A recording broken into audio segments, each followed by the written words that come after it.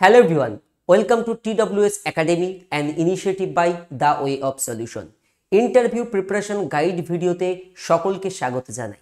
প্রথমেই তোমাকে কনগ্রাচুলেশন জানাই, কেননা এর আগের স্টেপগুলি কোয়ালিফাই করার জন্য এই আত্মবিশ্বাসটা নিজের মধ্যে রাখবে যে হ্যাঁ আমি পারি, আমার দ্বারা সম্ভব, এবং নিজেকে সেই মতো মজবুত করে তুলবে ইন্টারভিউয়ারের সামনে। প্রিয় ছাত্রছাত্রীরা, ইন্টারভিউ বা পার্সোনালিটি টেস্ট প্রত্যেকের জীবনে একটা স্মরণীয় দিন। সারাটা জীবন মনে থাকবে তোমার এই দিনটির কথা। তাই এই ইন্টারভিউ প্রস্তুতি আগে থেকে আমাদের নেওয়া খুব জরুরি। কেননা ইন্টারভিউর সময় তাড়াহুড়ো, নার্ভাসনেস বা তোমার মধ্যে উদ্বেগ এইগুলো তোমাকে গ্রাস করতে পারে। তাই আমাদেরকে আগে থেকে অনেক বেশি মজবুত এবং হয়ে উঠতে হবে আত্মবিশ্বাসী। তাই তোমরা এই ভিডিওটি ওপেন করেছো। প্রিয় ছাত্রছাত্রীরা, ইন্টারভিউ প্রিপারেশন বা পার্সোনালিটি টেস্ট মনে রাখবে, এখানে তোমার সাবজেক্ট ভিত্তিক ডেপথ নলেজের থেকে তোমার যেটি যাচাই করা হয় ইন্টারভিউতে, তোমার পার্সোনালিটি টেস্ট। সহজে বলতে গেলে তোমার চলনভঙ্গি, বচনভঙ্গি এবং তুমি এই পোস্টের জন্য এলিজিবল কিনা, তুমি যোগ্য কিনা, সেটাই কিন্তু দেখাশুনো করা হয় এই ইন্টারভিউতে। এই সাক্ষাৎকার প্রক্রিয়ায় মনে রাখতে হবে প্রথম থেকেই তোমাকে ধৈর্যশীল হতে হবে এবং অত্যন্ত নমনীয় মার্জিত ব্যবহার করতে হবে। তো চলো দেখে নেওয়া যাক যে সমস্ত গুরুত্বপূর্ণ টিপস আমি তোমাদেরকে শেয়ার করব এই ভিডিওতে, যেটা তোমার ইন্টারভিউয়ের প্রস্তুতিতে অনেক বেশি সাহায্য করবে। সর্বপ্রথম ইন্টারভিউয়ের প্রস্তুতি। ইন্টারভিউয়ের প্রস্তুতিকে আমি তিনটি ভাগে ভাগ করব। একটি হলো ইন্টারভিউয়ের জন্য পোশাক আশাক বা আমাদের ড্রেস কোড কী হবে, দ্বিতীয়টি প্রয়োজনীয় ডকুমেন্টস এবং ইন্টারভিউ কেন্দ্রে পৌঁছানো। তো প্রথমে আমরা এই তিনটি বিষয় নিয়ে আলোচনা করি। সবার প্রথম ইন্টারভিউয়ের পোশাক। দেখো, পুরুষ প্রার্থীদের ক্ষেত্রে পোশাক কী হবে এবং মহিলা প্রার্থীদের জন্য পোশাক কী হবে আমি এখনই বলে দিচ্ছি। তবে একটা দুটো বিষয় একটু মাথায় রাখবে পোশাক বা ড্রেস নির্বাচনের পূর্বে। সেটি হলো কোনো টাইট বা আঁটোসাঁটো পোশাক পরা যাবে না, কোনো রং বেরঙের বা রঙিন ড্রেস পরা যাবে না। ইন্টারভিউয়ের জন্য অবশ্যই হালকা রঙের মার্জিত রুচিসম্মত নম্র পোশাক আমাদেরকে পরতে হবে। দ্বিতীয়, প্রয়োজনীয় ডকুমেন্টস। খুব মন দিয়ে শুনবে। এই ভিডিওতে আমি বলবো না বা আমি বলতে পারবো না যে কি কি ডকুমেন্ট এক্স্যাক্টলি তোমাকে নিয়ে যেতে হবে পরীক্ষা কেন্দ্রে। প্রয়োজনীয় ডকুমেন্টস মানে কি, তোমরা ইন্টারভিউয়ের আগে দেখবে ইন্টারভিউ কল লেটার বা অ্যাডমিট কার্ড তোমরা পাও। সেই ইন্টারভিউ কল লেটারে তোমার ভেন্যু, রিপোর্টিং টাইম, ভেন্যু মানে তোমার ইন্টারভিউটি কোন স্থানে হবে এবং সেখানে রিপোর্টিং টাইম তোমাকে কখন পৌঁছাতে হবে এবং কটা থেকে কটা কোন সময়, সেই নির্ধারিত সময় মেনশন করা থাকবে। অর্থাৎ কল লেটারটি খুব একটি ভাইটাল বিষয় এবং সেখানে ইনস্ট্রাকশন পেজ থাকবে। সেখানে বলে দেওয়া থাকবে কি কি ডকুমেন্টস তোমাদেরকে নিয়ে যেতে হবে। আসল, জেরক্স, তার সঙ্গে ফটোকপি সব কিছুই তোমাকে নিয়ে যেতে হবে। যেমন তোমার মার্কশিট হয়, তোমার ডেট অফ বার্থের প্রুফ, মাধ্যমিকের অ্যাডমিট, কাস্ট সার্টিফিকেট বা ইত্যাদি ইত্যাদি। এটার জন্য অবশ্যই তোমরা অ্যাডমিট কার্ড বা কল লেটারে দেওয়া ইনস্ট্রাকশন ফলো করবে এবং সেই মতো ডকুমেন্টস একগুচ্ছ করে রাখবে এবং প্রস্তুত হয়ে থাকবে। এবং বলে রাখি, যেদিন তোমার ইন্টারভিউ তার আগে থেকে সমস্ত প্রয়োজনীয় ডকুমেন্ট কিন্তু রেডি রাখবে, যেন এমনটা না হয় যে কোনো ডকুমেন্ট তোমাকে দেখতে চাইলো সেটা তুমি প্রডিউস করতে পারলে না। এটা কিন্তু খুব একটি বড় ভুল হয়ে যাবে। তাই আমরা আগে থেকেই ইন্টারভিউয়ের আগেই আমরা প্রয়োজনীয় নথি বা ডকুমেন্ট জোগাড় করে নিয়ে যাব। ইন্টারভিউ কেন্দ্রে পৌঁছানো। প্রয়োজনীয় পোশাক বলবো, তো পোশাক তুমি পরলে। ইন্টারভিউ কেন্দ্রে পৌঁছানো খুব গুরুত্বপূর্ণ বিষয়। এই যে তুমি প্রয়োজনীয় ডকুমেন্টসের মধ্যে যখনই অ্যাডমিট ডাউনলোড করবে, দেখবে সেখানে তোমার ভেন্যু এবং রিপোর্টিং টাইম রয়েছে। নির্ধারিত রিপোর্টিং টাইমের 1 ঘন্টা পূর্বে তুমি ইন্টারভিউ কক্ষে বা কেন্দ্রে পৌঁছে যাবে বা সেন্টারে পৌঁছে যাবে। কেন? রাস্তায় ট্রাফিক সমস্যা হতে পারে বা অন্য যে কোনো ইস্যু হতে পারে, বা তুমি যে যানবাহনে যাচ্ছ সেটা খারাপ হয়ে যেতে পারে, যে কোনো ঘটনা ঘটতে পারে যেটা আমরা আগে থেকে জানি না। তাই আমাকে হাতে সময় নিয়ে আগে থেকে পৌঁছাতে হবে। যদি তোমার বাড়ি থেকে অনেক দূরে, যদি তোমার জেলার বাইরে অনেক সময় ইন্টারভিউ পড়ে গেল, সেক্ষেত্রে আগে থেকে আগের দিন তুমি ওখানে পৌঁছে কোনো গেস্ট রুমে, হোটেলে, আত্মীয় স্বজন বা বন্ধুর কাছে যেখানে খুশি থাকবে, কিন্তু পরীক্ষার দিন সকালবেলা উঠে তাড়াহুড়ো করবে না। সেই দিন একটা শান্ত মস্তিষ্ক অবশ্যই অবশ্যই দরকার। তো ইন্টারভিউ কেন্দ্রে পৌঁছাতে হবে নির্ধারিত যে রিপোর্টিং টাইম তারও 1 ঘন্টা আগে গিয়ে ইন্টারভিউ কেন্দ্রে পৌঁছে যাবে। তো তাহলে প্রথম স্লাইডে ইন্টারভিউ প্রস্তুতির 3টি ধাপ। নাম্বার 1, পোশাক বা ড্রেস কোড, প্রয়োজনীয় ডকুমেন্টস, অর্থাৎ আমরা খুব সুন্দরভাবে পোশাক পরবো, মার্জিতভাবে, প্রয়োজনীয় ডকুমেন্টস সঙ্গে নেব এবং ইন্টারভিউ কেন্দ্রে নির্ধারিত সময়ের পূর্বে আমরা পৌঁছে যাব। ডান? চল এবারে আমরা আসি পোশাকের ক্ষেত্রে। ইন্টারভিউয়ের পোশাক আশাক বা আমাদের ড্রেস কীরকম হওয়া বাঞ্ছনীয়। সবার প্রথমে আসি আমাদের মেল ক্যান্ডিডেটস বা পুরুষ প্রার্থীদের জন্য। তোমরা যেটা মেল ক্যান্ডিডেটস রয়েছো, খুব মন দিয়ে এই জায়গাটা একটু শুনবে। তোমরা যেটা পুরুষ প্রার্থী রয়েছো, কালো বা গাঢ় রঙের ফর্মাল প্যান্ট এবং হালকা রঙের ফুল হাতা শার্ট পরবে। মানে কি? অর্থাৎ একটা সহজ এক্সাম্পল দিয়ে বোঝাই, ফুল হাতা সাদা শার্ট এবং নিচে কালো রঙের প্যান্ট, ফর্মাল প্যান্ট, যেন জিন্স প্যান্ট না হয়, যেন রং বেরঙের শার্ট না হয়। এই জন্যই ব্যবহার করা হয়েছে কালো অথবা গাঢ় রঙের ফর্মাল প্যান্ট। প্যান্ট যেটা হবে সেটা কালো রঙের পরবো অথবা গাঢ় রঙের প্যান্ট পরবো। শ্রেয় কোনটা? সাদা শার্ট এবং কালো প্যান্ট পরা। এটা ভালো হয় নিজের ফিটিংস মতো স্থানীয় টেলর দিয়ে তুমি বানিয়ে নিলে সবচেয়ে ভালো হয়। তাহলে ড্রেস হলো, শার্ট হলো, প্যান্ট হলো। অবশ্যই কিন্তু শার্ট ফুল হাতা হবে, হাতার কলার মানে এত দূর অব্দি স্টাইলিশ, যেটা গুটিয়ে রাখবে না, বোতাম এখানে লক করা থাকবে, সবগুলো বোতাম দেওয়া থাকবে। ইন করতে হবে, জামা প্যান্ট অবশ্যই ইস্ত্রি করা বা আয়রন করা হতে হবে।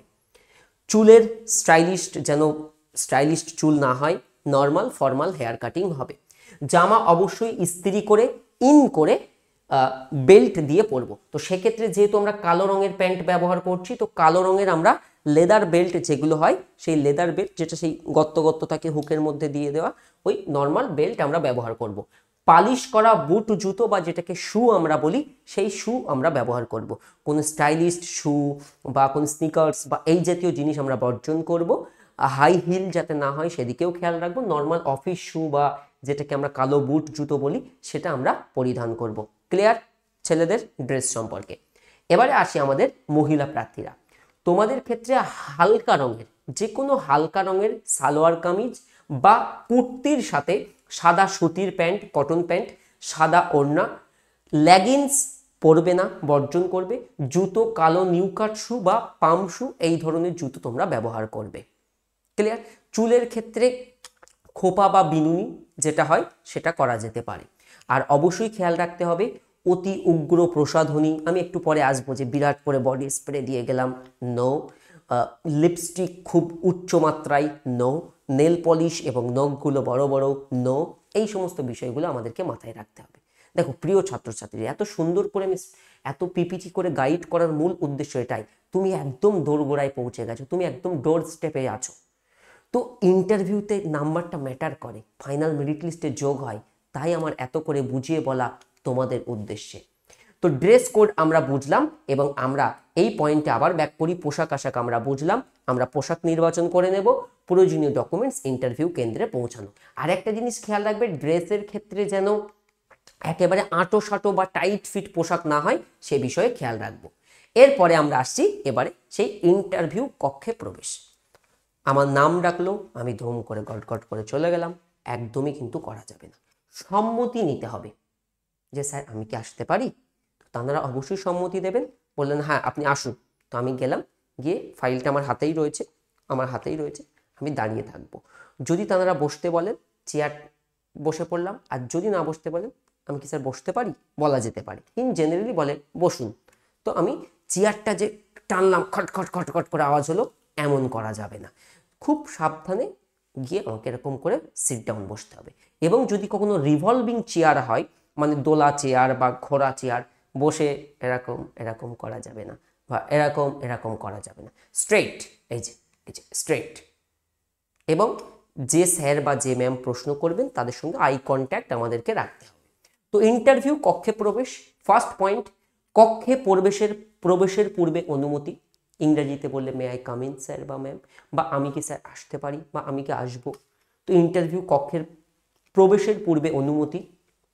অনুমতি না নিয়ে যেন এন্ট্রি নেবে না, অনুমতি অবশ্যই নেবে। এইগুলো থেকে ইন্টারভিউয়ে তোমার নাম্বারগুলো যোগ হয়, যে তুমি 6 পাবে, 8 পাবে, 10 পাবে, না 12 পাবে, না 15 পাবে, এর উপরে ডিপেন্ড করে। এই সমস্ত বিষয়ের ওপর থেকে তোমার পার্সোনালিটিটাকে টেস্ট করা হয়।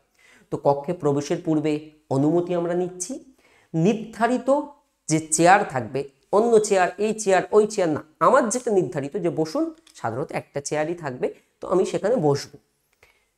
এরপরে আমরা যাচ্ছি প্রশ্ন উত্তর পর্ব। আচ্ছা, প্রশ্ন উত্তর পর্বের জন্য আলাদা একটা গাইড পিডিএফও দেওয়া হবে। এখানে বেশ কিছু আমি কমন প্রশ্ন বলছি, তার উত্তর নিজেরা তৈরি করে ফেলো। ওকে, কারণ প্রত্যেকের জন্য প্রত্যেকের হবে, তোমার নাম আলাদা, তার নাম আলাদা, তো এটার উত্তর তো আমি বলে দিতে পারি না। এই প্রশ্নের উত্তরগুলো নিজেরা তৈরি করে ফেলো চটপট, এখনই ভিডিওটা দেখে খাতাতে লিখে ফেলো এবং নিজে নিজে এই প্রশ্নের উত্তরগুলো তৈরি করে ফেলো।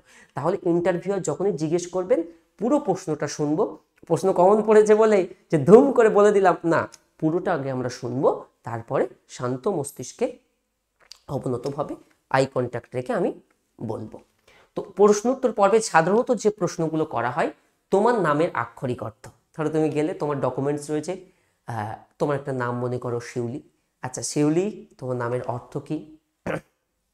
কিংবা মনে গেলাম আকাশ, আচ্ছা আকাশ ব্যানার্জি, আচ্ছা আকাশ, তোমার নামের অর্থ কি? তো প্রত্যেকে নিজ নিজ নামের যে আক্ষরিক অর্থ সেটা অবশ্যই জেনে রাখবে। তোমার পরিচয় ঠিকানা সহ সম্পূর্ণ পরিচয়, যে স্যার আমি হতে পারে যে আমি নদিয়া জেলার এই ব্লকের এই থানার অন্তর্গত এই গ্রামের বাসিন্দা, এইভাবে আমরা বলতে পারি। তো অবশ্যই তোমার নামের আক্ষরিক অর্থ, তোমার পরিচয়, অবশ্যই ঠিকানা সহ, তুমি বর্তমানে কি করো। দেখো এক্ষেত্রে তুমি বর্তমানে যেটা করো তুমি সেটাই বলবে। অনেকে পার্ট টাইম জব করে বা টিউশন করে, কারণ বেশি ভনিতা বা বেশি ওভার স্মার্ট দেখাতে গেলে তোমাকে টুক করে একটা ক্রস কোশ্চেন করে দিলে তুমি কিন্তু আর হাতামাতা পাবে না, তোমার যে ওই যে কনফিডেন্স লেভেল ছিল ওটাকে ড্রপ হয়ে যাবে। এবং ইন্টারভিউয়াররা এটাই যাচাই করতে চাইবেন, কারণ তুমি ল অ্যান্ড অর্ডার সামলাবে, তুমি শৃঙ্খলা, আইন শৃঙ্খলা রক্ষা করবে। তো সেই জায়গায় দাঁড়িয়ে কোন সিচুয়েশনে কীরকম মানে তুমি রিয়্যাক্ট করবে সেটা অবশ্যই তারা টেস্ট করবেন। তাই অবশ্যই তুমি বর্তমানে কি করো এটা সঠিক, যে স্যার আমি বর্তমানে বিভিন্ন সরকারি চাকরির প্রতিযোগিতামূলক পরীক্ষার জন্য পড়াশুনো করছি, বা স্যার আমি বাড়ির বেশ কিছু কাজ করছি, বা আমি কিছু ছাত্রছাত্রীদের টিউশন পড়াচ্ছি। যে যেটা করো সত্যটা বলবে, এবং তুমি যেটা করো কেন করো বা সেটা ছেড়ে এটাতে কেন আসতে চাইছো তার যেন প্রপার উত্তর তোমার কাছে থাকে। মনে রাখবে কোশ্চেন্স থেকেই হয়, মানে তুমি যেখানে থামবে, তোমার যেখানে শেষ, ইন্টারভিউয়ারের সেখান থেকেই শুরু, এই কথাটা মাথায় গেঁথে রাখবে। তো তুমি বর্তমানে কি করো রেডি রাখবে। তোমার পড়াশোনা, তো এখানে অনেকে কনফিউজড হয় যে স্যার আমি মাধ্যমিক লেভেল এক্সামের জন্য যাচ্ছি, আমি কি গ্র্যাজুয়েশনের কথা বলবো বা আমি উচ্চ মাধ্যমিকের কথা বলবো।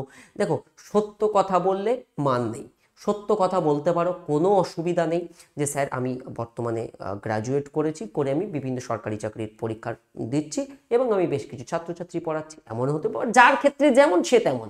আমার মতে সত্য বলা বাঞ্ছনীয়, কারণ তোমার ডকুমেন্টসে হয়তো তুমি মেনশন করে রেখেছো তুমি গ্র্যাজুয়েট পাস, বা এমনটাও হতে পারে তো তোমাকে হঠাৎ একটু পরে কথার ছন্দে তুমি বলে গেলে, কোনো একটা প্রশ্ন জিজ্ঞেস করলো, তোমাকে বললো তোমার অনার্সে তো এটা ছিল, তো তুমি বললে না স্যার আমি তো ইংরেজিতে অনার্স করিনি, আমি ভূগোলে অনার্স করেছিলাম, সেখান থেকে বেরিয়ে যেতে পারে তুমি গ্র্যাজুয়েট হয়েছো। তো অর্থাৎ সত্য বলাই বাঞ্ছনীয়, যে তোমার পড়াশুনো কি। কোনো অসুবিধে নেই যে তুমি মাধ্যমিক পাশের চাকরিতে যাচ্ছ, তুমি গ্র্যাজুয়েট হলে তোমাকে নেবে না, বা তুমি এসআই হলে পালাবে, এমন কোনো ম্যাটার নেই, সত্য বলা বাঞ্ছনীয়। নেক্সট পয়েন্ট, তুমি পুলিশে কেন যোগ দিতে চাও।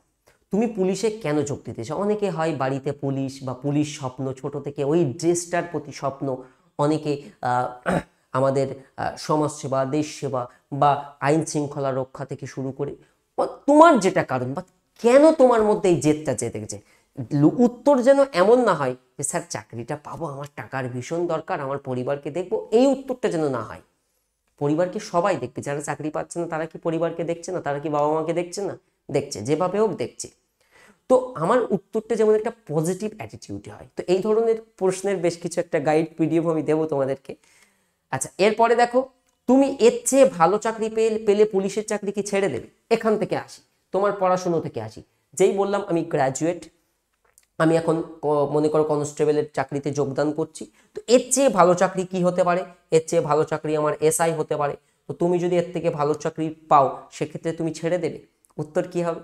না, উত্তর হবে স্যার যেহেতু আমি এই ডিপার্টমেন্টটাকে ভালোবাসি, তো আমি আমি আমি এটা থেকে অন্য ডিপার্টমেন্টে যেতে চাই না। যদি এই ডিপার্টমেন্টে অন্য কোনো পদোন্নতির সুযোগ থাকে, সেক্ষেত্রে অবশ্যই আমি পদোন্নতি হতে পারি। বা এটার আরও গুছিয়ে পারফেক্ট উত্তর কি হতে পারে সেটা তুমি অবশ্যই সাজিয়ে রাখো নিজের মধ্যে। বাট ওই দোনা মোনা বা তোতো কিন্তু করা যাবে না।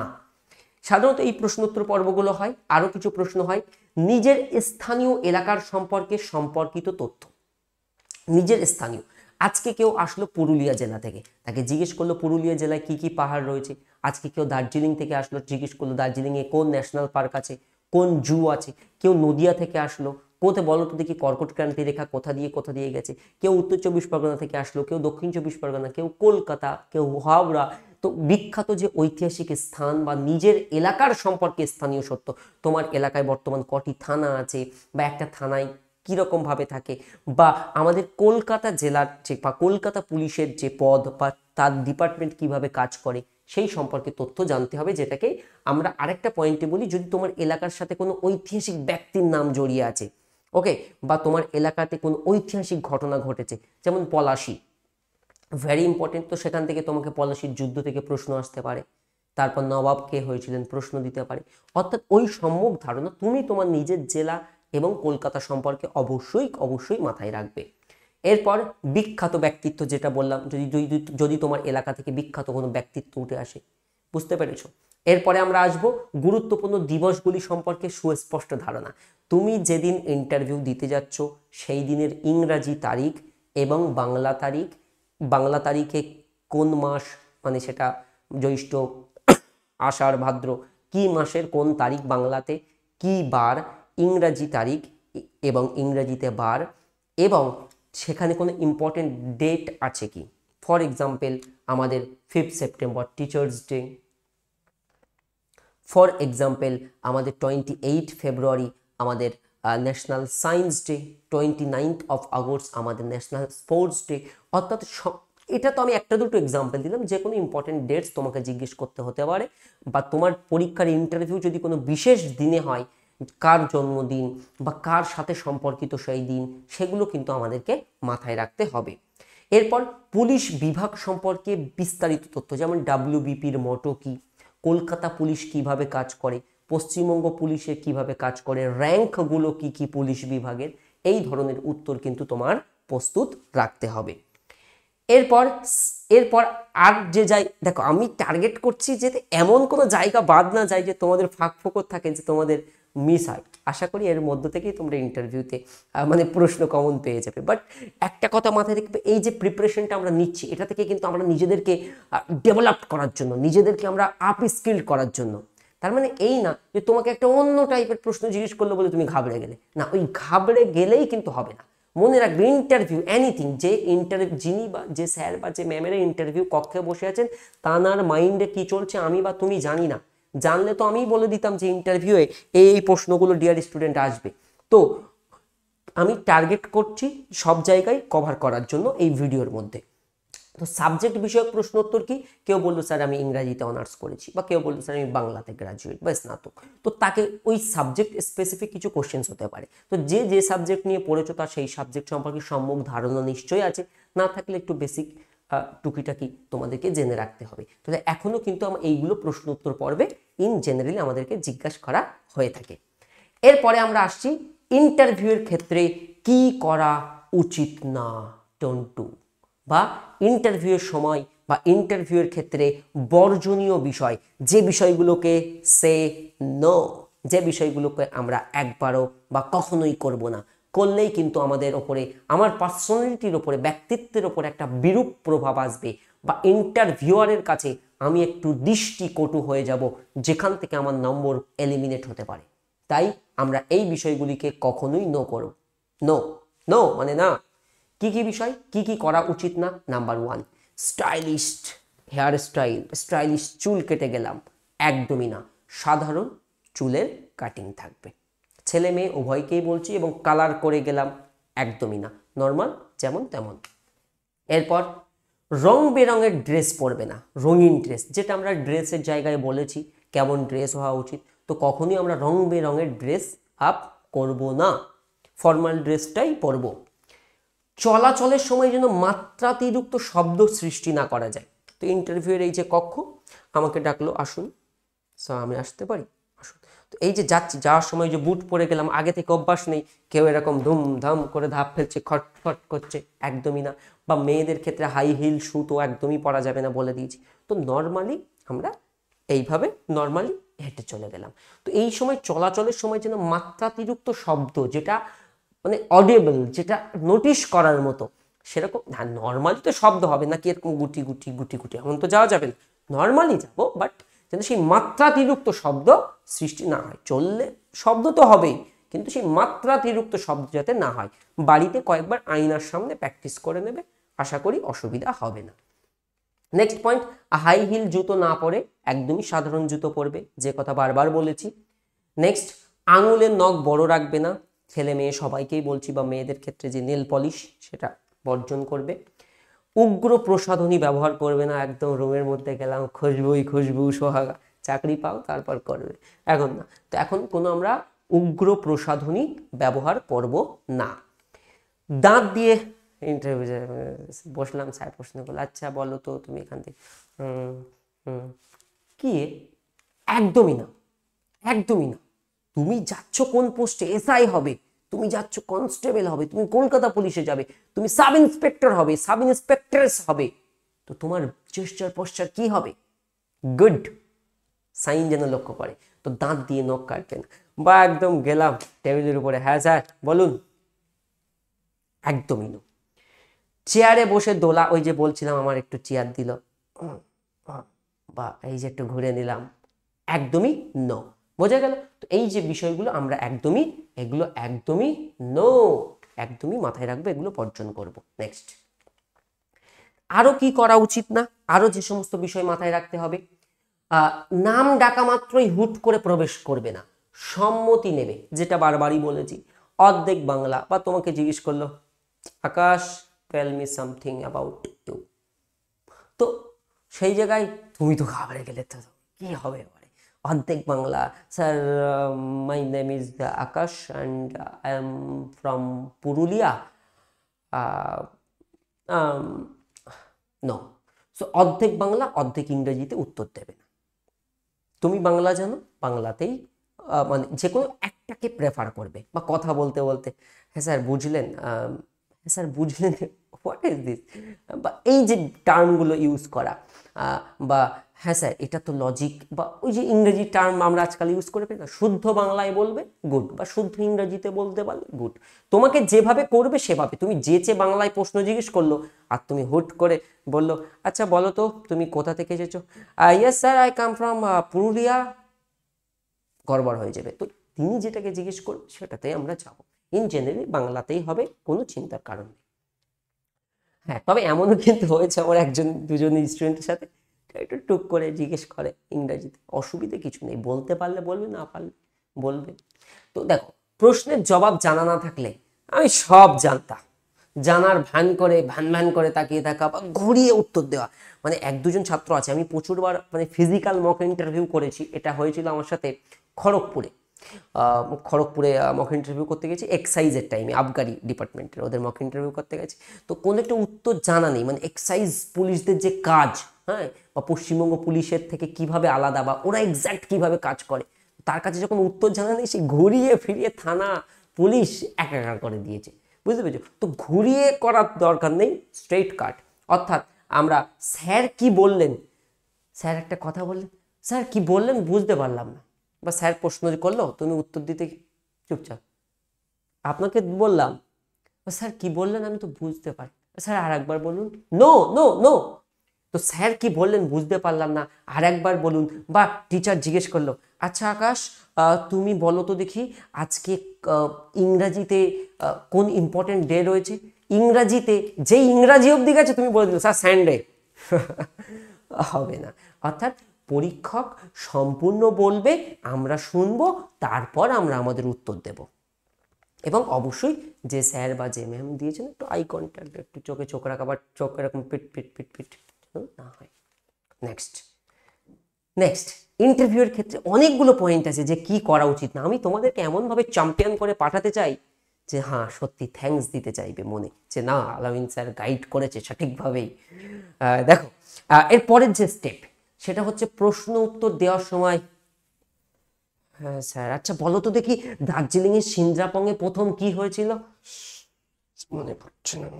বা অনেকে কি হয় যেন, হাত ঘেমে যায় টেনশনে নার্ভাসনেসে, হাতটা বারবার প্যান্টের উপরে ঘষে। নো নো নো স্যার মনে পড়ছিল, নো। তো নো। নেক্সট, যে কোনো রকম অভদ্র আচরণ বা অধৈর্য বা অসহিষ্ণু ব্যবহার করবে না। যেন আমার সেই ওদিকে সে একটা কথা আছে না, সেই মানে পিছন তার, সেইটা যেন না থাকে। অসহিষ্ণু হওয়া যাবে না, খুব নম্রভাবে সফটলি ব্যাপারগুলোকে আমাদেরকে হ্যান্ডেল করতে হবে। অভদ্র আচরণ বা সেরকম বা কোনো উত্তর জানা না থাকলে চোখ মোটামোটা করা বা এ করা একদমই না। তুমি ইন্টারভিউ দিতে গেছো, মনে রাখবে তোমার পার্সোনালিটি টেস্ট হচ্ছে। টেবিলে আঘাত করবে না, ওই যে বললাম টেবিলের উপরে বসে হ্যাঁ স্যার না। নেক্সট, অতিরিক্ত উচ্চস্বরে, হ্যাঁ স্যার আমি পুলিশ হতে চাই, তার কারণ ছোট থেকেই পুলিশ হওয়ার স্বপ্ন আমার মধ্যে ছিল। না। হ্যাঁ স্যার আমি পুলিশ হতে চাই, কারণ ছোট থেকেই পুলিশ আমাকে অনুপ্রেরণা করে। এই শব্দটার মধ্যে আমি অনেক বেশি ভালোবাসি বা অনেক বেশি দায়িত্ব খুঁজে পাই। নো। অর্থাৎ একটা মধ্যম স্বর ব্যবহার করবে। এটা তুমি আয়নার সামনে নিজে নিজে প্র্যাকটিস করবে। বিশেষ করে মেয়েদেরও বলছি, তোমরা একটু একটু যেন খুব বেশি আবার লাউড না হয়, অর্থাৎ অতিরিক্ত উচ্চস্বরে কথা বলবে না, আবার খুব স্লোলি বলবে না যাতে শুনতে না পাই টেবিলের সামনে কে বসে রয়েছে। একটা মধ্যম মান আমাদেরকে ব্যবহার করতে হবে সাউন্ডের তীব্রতাটা, এবং যেটা আয়নার সামনে, বাড়িতে বাবা মার সামনেই করো না, ভয় ভাঙবে, করো না, ভালো ভয় ভাঙবে। আচ্ছা, শব্দের উচ্চারণ তাড়াহুড়ো করবে না। অনেকে হয় হ্যাঁ স্যার আমি বাঁকুড়া থেকে এসেছি এবং না তাড়াহুড়ো না স্যার, কলকাতা পুলিশের আমার অনেক বেশি স্বপ্ন। আমি ছোট থেকে যখন কলকাতায় যাই, ভিক্টোরিয়ার সামনে থেকে শুরু করে সব জায়গায় যখন কলকাতা পুলিশ দিকে, আমার নিজেকে সেই জায়গায় কল্পনা করি। তো এই যে তাড়াহুড়ো করা, নো, এগুলো অনেক শেখার আছে। কেমন লাগছে কন্টেন্টটা?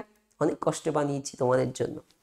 নেক্সট, কারণ আমি বলেছি ছেলে মেয়েদের বহু ইনস্টিটিউট আছে যে শেষ অবধি প্রিপারেশন খুব কমজন করে, বাট আমি চাই ফাইনাল অবধি হাতে হাত দিয়ে টিকে থাকতে। আর কোয়ালিফাই করলে একটু মিষ্টি মুখ করবে, একটু স্টুডিওতে আসবে, দেখা সাক্ষাৎ করবে, এর চেয়ে বড় তৃপ্তি আর কিচ্ছু নেই, বিলিভ মি। আচ্ছা, ইন্টারভিউর ক্ষেত্রে আর মুখ দিয়ে নখ কাটবে না। জামা কাপড় বা চুল ঠিক করা, অনেকে বসে কি করে, ঘড়িটা নো বা হাতাটা, যা করার ইন্টারভিউয়ের কক্ষের বাইরে, তুমি গিয়ে কোনো কিছু না, একদম আগে থেকে রেডি থাকবে। এই জন্য বারবার বলি, যে ড্রেসটা পরে যাবে ওই রকম ড্রেস যদি তোমার আরও থাকে, বা ওই ড্রেসটাই একাধবার ঘরের মধ্যে, ধুলো টুলো তো লাগছে না, ঘরের মধ্যে একাধবার। ও ড্রেসের প্রসঙ্গে আরেকটা কথা বলি, আমার ছাত্রীর থেকেই শোনা এটা, বা আমার অনেক ছাত্র থেকেও আমি কলকাতার মেসের গল্প শুনেছি। সেটা হচ্ছে কারোর যখন ইন্টারভিউ, সে মনে করো আগের দিন চলে এসছে, বা সে যে ইন্টারভিউ ড্রেসটা যাবে সেটা সাথে নিয়ে যায়, গিয়ে মানে ওখানে, মানে এক্সাম সেন্টারে না, মানে মানে তার যদি বন্ধুর মেস বা রুম থাকে, বন্ধুর মেসে বা রুমে গিয়ে ড্রেসটা চেঞ্জ করে নেয়, তাহলে ড্রেসটার মধ্যে ফ্রেশনেস থাকে। ওই যে সাদা ড্রেস অনেক সময় দাগ, বা বাসে করে তুমি গেলে, যদি এখন হাওড়া থেকে ট্রেন মানে বাস ধরে শিয়ালদা আসো, বা সেখান থেকে কোথাও যাও, জেনারেলি ওদিক বাসে প্রচুর ভিড় হয়, ট্রেনে ভিড় হয়, ঘামের দাগ লাগতে পারে। তো সেই জায়গাটা বর্জন করার জন্য অনেকে এমন করে, নর্মাল ড্রেস থাকে আর ইন্টারভিউ যাওয়ার আগে ড্রেসটা চেঞ্জ করে নেয়। এটা ট্রাই করতে পারো, বাট যাদের কাছাকাছি বা রেঞ্জের মধ্যে নো, বা নিজের পার্সোনাল স্কুটি বাইকে যাচ্ছ, বা কোনো ভালোভাবে সেফলি ট্রাভেল করছে, এরকম হওয়ার চান্স নেই, ঠিক আছে। বোতাম লাগানো, বারবার ঘড়ি দেখা, বা ডান হাতে ঘড়ি পড়ে গেলে নো, এসব করবে না, এই সকল কাজ করবে না। এরপরে আমরা আসছি তাহলে ইন্টারভিউয়ের ক্ষেত্রে স্যার আমরা কি কি করব, কি কি করা আমাদের করণীয় কাজ, বা যেগুলো ডু। ফার্স্ট পয়েন্ট, ইন্টারভিউ কক্ষে প্রবেশের সময় পরীক্ষকের বা ইন্টারভিউয়ারের সম্মতি নেবে অবশ্যই, যে স্যার আমি আসব, আমি কি আসতে পারি। চেয়ারে পরীক্ষকের, হ্যাঁ আসুন, আমি ফাইলটা আছে, ফাইলটা আছে, হ্যাঁ কেন স্যার আমি কি বসতে পারি, আমি বসবো, বা ওনারাই বলবে বসুন, অনুমতি নিয়ে বসবে। এবং ফাইল, এই যে ফাইল, ফাইল টেবিলের উপরে রাখা যাবে না, ফাইল নিজের কোলের উপরে থাকবে, চাইলে আমরা বার করে দেব। তো ফাইল নিজের কোলের উপরে রাখবে। পরীক্ষক যে প্রশ্নটা করছেন বা যেটা বলছেন সেটা খুব মনোযোগ দিয়ে সম্পূর্ণ শুনে কমপ্লিট কোশ্চেন্সটা শুনবে, তারপর আনসার করবে, যেন তাড়াহুড়ো না হয়। যত সম্ভব নির্ভুল, সঠিক এবং টু দি পয়েন্ট। এটা অনেকটা বুদ্ধির খেলা, অনেকটা আইকিউ এর ব্যাপার লাগবে, বুদ্ধির খেলা। বললাম না, তুমি যেখানে শেষ করবে সেখান থেকেই কোশ্চেন্সটা শুরু হবে। তো যথাসম্ভব নির্ভুল, সঠিক এবং টু দি পয়েন্ট উত্তর দেবে। এবং এক সময় আমার একটা ভালো মনে আছে, আমার একটা ছাত্রকে জিজ্ঞেস করা হয়েছিল এসআইতে, তোমার হবি কি? তো সে আগে থেকে আমাকে জিজ্ঞেস করছে, স্যার কী বলবো? বললাম, শোনো, ওর নাম ছিল আকাশ, সত্যি ওর নাম আকাশ, যে তুমি এমন একটা বিষয় করো যে, বা এই এমন একটা মানে হবি ভেবে রাখো যে যেটা থেকে জেনারেলি কমন পিপলের কাছে না কম। যেমন আমাকে কেউ জিজ্ঞেস করলো, আচ্ছা তোমার হবি কি? আমার, যেমন আমার যদি কেউ জিজ্ঞেস করে, আমি যখন কলেজে ফার্স্ট ইয়ারে উঠেছি, কম্পিউটার ক্লাসে জিজ্ঞেস করছে, বেসিক কম্পিউটার একটা পেপার ছিল, জিজ্ঞেস করছে যে সবাইকে এক এক করে জিজ্ঞেস, আমার পালা এসছে, কেউ বলছে স্যার ড্রাইভিং, কেউ বলছে ট্রাভেলিং, মাউন্টেনিং, ট্রেকিং। তো আমার কাছে এসে, তো আমার ছোটো থেকে এটাই হবি, আমাকে জিজ্ঞেস করেছে, আচ্ছা তোমার? স্যার আমার নাম আলামিন রহমান, আমার হবি হলো ব্রাউজিং। স্যার বললেন, কী কী কী বললে? আলাম স্যার এই যে ইন্টারনেট থেকে নতুন নতুন জিনিস জানা এবং শেখা। এর মধ্যে থেকে আমি কি প্রমাণ করলাম জানো? এর মধ্যে থেকে প্রমাণ করলাম যে আমার মধ্যে লার্নিং অ্যাবিলিটি, যে আমি শেখার দক্ষতা, নতুন কিছু অন্বেষণ করার চাহিদা। না তো আমি একদম গুণে ভরা সর্বজ্ঞানী মানুষ বলে নিজেকে তো দাবি বোকারা করে। বুদ্ধিমানরা সারা জীবন শেখে। Learning is a continuous process, never ends, কখনোই শেষ না। সারা জীবনে কত কি শেখার আছে। তুমি চাকরি পেয়ে ডিপার্টমেন্টে যাবে, দেখবে তুমি কত কিছুই জানতে না, কত কিছু শিখতে হচ্ছে কর্মজীবনে। সো লার্নিং প্রসেস শিখতে পারি। তো এটা আমার সাইড থেকে এক্সাম্পল দিলাম। তো তুমি অমনভাবেও তৈরি করতে পারো হবি রিলেটেড কোশ্চেন। এই জন্যই বললাম টু দ্য পয়েন্ট দেবে, তাহলে বা খুব বেশি একটা প্রশ্নকে বাড়িয়ে গল্প করে নিয়ে যাওয়ার দরকার নেই। বোর্ডের প্রতিনিধিদের সামনে স্মার্টনেস দেখাবে, অবশ্যই টু দ্য পয়েন্ট কথা বলবে, আই কন্ট্যাক্ট বজায় রাখবে, এটাই স্মার্টনেসের পরিচয়। আর খুব যেন ওভার স্মার্ট না হয়ে যায় যে তুমি বিরাট বুঝে গেছো, হ্যাঁ তুমি এই চাকরির জন্য বিরাট যোগ্য, এমন যেন ওভার স্মার্টনেস না কাজ করে তোমাকে। বোর্ডের প্রতিনিধি যে ভাষায় তোমাকে জানতে চাইবে বা যেভাবে তোমাকে প্রশ্ন করবে, তুমি সেই ভাষাতেই উত্তর দেওয়ার চেষ্টা করবে, হয় শুদ্ধ বাংলায় বা শুদ্ধ ইংরেজিতে উত্তর দেবে। আর প্রশ্নের উত্তর জানা না থাকলে ওই সরাসরি বলাই ভালো যে স্যার এই উত্তরটা আমার জানা নেই। এতে কিন্তু খুব বেশি নেগেটিভ ইম্প্যাক্ট পড়ে না, এতে তোমার মধ্যে যে সততা বা সত্যতা বা তুমি কতটা স্ট্রেট ফরওয়ার্ড সেটাই কিন্তু প্রকাশ পায়। অথবা সব আমি জানি ওই ঘুরিয়ে ফিরিয়ে জিলিপির পেজ করে দেবে, তাহলে কিন্তু গন্ডগোল হয়ে যাবে। তাহলে এইগুলো বিষয় মাথায় রাখবে। ভিডিওটা একবার না হলে 3 বার দেখো ইন্টারভিউয়ের আগে, ভালো করে নিজেকে প্রিপেয়ার করো। এছাড়া আর কি করা উচিত? বিতর্কিত কোনো কন্ট্রোভার্সিয়াল কোশ্চেন জিজ্ঞেস করা হলো, কিংবা রাজনীতি পলিটিক্স বিষয়ে কোনো প্রশ্ন আসে, তো সেক্ষেত্রে তোমাকে অবশ্যই নিউট্রাল থেকে নিরপেক্ষ এবং বুদ্ধিদীপ্ত অ্যাজ অ্যান এডুকেটেড পার্সন হিসাবে যেরকম উত্তর দেওয়া উচিত তেমন উত্তর দেবে। বা সিচুয়েশনাল কোশ্চেন্স পুলিশের চাকরিতে প্রচুর হয়, যে ধরো তুমি এই পোস্টে এই জায়গায় ডিউটিতে আছো, এরকম একটা ঘটনা ঘটলো, তো সেই জায়গায় অবশ্যই তোমাকে বুদ্ধিদীপ্ত উত্তর দিতে হবে সিচুয়েশনাল বেসড কোশ্চেন্সের ক্ষেত্রে। এবং ওই যে বললাম বিতর্কিত বা রাজনীতি রিলেটেড কোশ্চেন্স আসলে অবশ্যই নিরপেক্ষ ভাব থাকাই শ্রেয়, বা আমি যে দলের সাপোর্ট বা আমি যেদিকে আমি যেটা ঠিক বুঝেছি সেটাকে মানে যেন এক পক্ষপাত না হয়। নেক্সট, পুরো সময়টাতেই ইতিবাচক অর্থাৎ একটা পজিটিভ অ্যাটমসফিয়ার, পজিটিভ অ্যাটিটিউড ধরে রাখবে, এবং প্রথম থেকে শেষ অবধি তোমার আত্মবিশ্বাস বা তোমার মধ্যে যে ধৈর্যশীলতা আছে সেটা যেন একই রকম বজায় থাকে, বা শেষে গিয়ে নার্ভাসনেস হয়ে যাওয়া বা ধৈর্য হারিয়ে যাওয়া এইগুলো যেন না। অনেক সময় এমনটাও হতে পারে তোমার জীবনে, বলে রাখি, ইন্টারভিউতে এক একদিন তো মনে করো 20 জন বা 30 জনকে করে করছে ফর এক্সাম্পল, তোমারই নাম একদম সবার শেষে পড়েছে, তো তুমি সকাল 11টায় চলে গেছো, তোমার 4টের সময় হবে।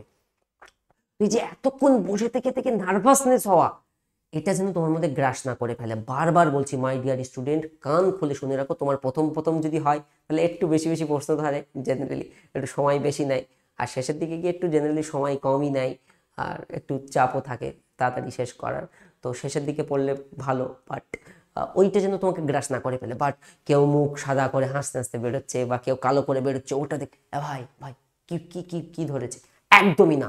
কারণ সেই উত্তরটা না জানা থাকলে তুমি একদম নার্ভাস হয়ে যাবে পরীক্ষা কেন্দ্রে। বা একজন বেরিয়ে বললো, অনেকে থাকবে দুষ্টুমি করার জন্য, খুব টাফ হচ্ছে স্যারটা, না খুব টাফ, ম্যাডামটা খুব কড়া, আমাকে তো উল্টো শুনিয়ে দিয়েছে, এসব যেন তোমাকে গ্রাস না করে। তুমি তোমারটা নিয়ে ভাবো, পাশের জনের সাথে অযথা বিতর্কিত বা অযথা গাল গল্প, তোমার কত মেন্সে ছিল, তুমি ভাই মেন্সে কত পেয়েছো, ও এবারের কাট অফটা না ঠিকঠাক আছে, আমার তো অনেক নাম্বার আছে, যোগ করলে আমার ক্লিয়ার হয়ে যাবে, বা কাট অফ নিয়ে বিতর্ক, এনিথিং কিন্তু আমরা ইগনোর করব, যেটা আমাকে মেন্টালি ডিস্টার্ব আনবে বা আমি ডিস্ট্র্যাক্ট হয়ে যেতে পারি। ইন্টারভিউ শেষে, হ্যাঁ ইন্টারভিউ শেষ, আচ্ছা তো বললেন ঠিক আছে আপনি এবার আসতে পারেন, আচ্ছা আসছি বলে বা ধন্যবাদ আসছি, এইভাবে আমাকে এক্সিট নেব, ঠিক আছে? এই জিনিসটা মাথায় রাখবে। একটা বিষয় যে না বলে হুট করে চলে আসা, হ্যাঁ এটা আসবে না, অবশ্যই যে জানিয়ে আসবে বার হয়ে আসার সময়। তাহলে এই সমস্ত করণীয় এবং বর্জনীয় বিষয়গুলি আশা করি আমার ছাত্রছাত্রীরা বুঝতে পেরেছে। Alright, thank you, all the best, শুভকামনা রইল। ভিডিওটা একবারের জায়গায় 3বার দেখো, কোনো অসুবিধা হলে জানাবে। আর তোমরা একটা কথা মাথায় রেখো, চাকরি পেয়ে যাবে, তুমি তোমার কর্মজীবনে চলে যাও, বাবা মাকে দেখো, দেশ সেবা করো, সমাজ সেবা করো, একজন আদর্শ হও, এবং অবশ্যই TWS এর কথা মনে রেখো, ছাত্রছাত্রীদের কাছে মুখে মুখে বলো, কারণ এটাই তোমাদের থেকে আমার প্রাপ্য। অ্যান্ড অবশ্যই চাকরি পেলে একটু মিষ্টি মুখ হবে, কোনো অসুবিধা নেই, আমাদের সঙ্গে কন্ট্যাক্ট থেকো এবং অবশ্যই আমাদেরকে জানাবে, এটা অনেকটা খুশি হব আমরা, যেন আমাদেরকে না ফোন করে বলতে হয় কোয়ালিফাই করেছো, তোমরাই একটু জানাবে, তাহলে আমরা আরও বেশি আনন্দিত হই। থ্যাংক ইউ সো মাচ, একটু মনে রেখো, ভালো থেকো অ্যান্ড খুব ভালো করে প্রস্তুতি নাও। All the best.